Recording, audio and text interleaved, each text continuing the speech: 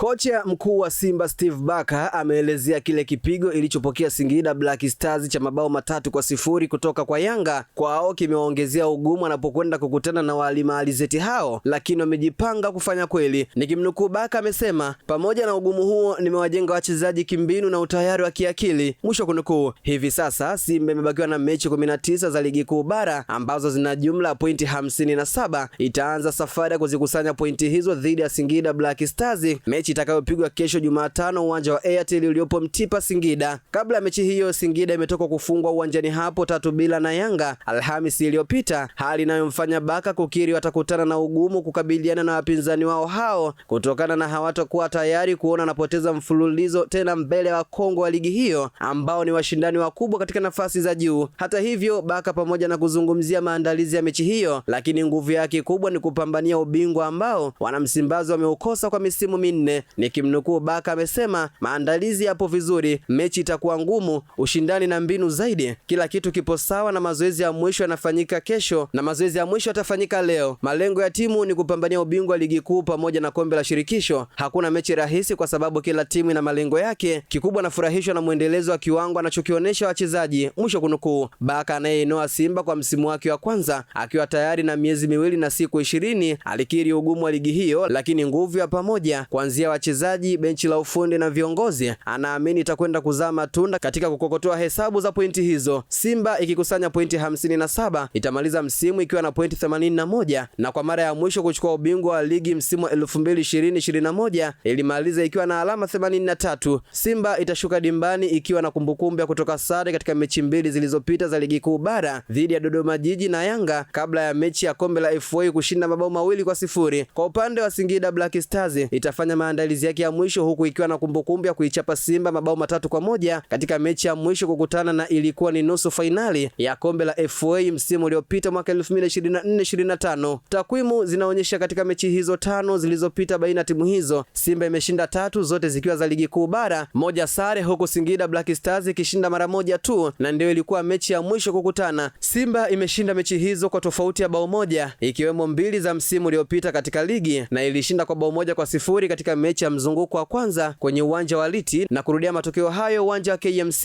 Imeandikwa na Elia Solomoni na Olipa Asa na kusoma kwako nami Hamza Seifu.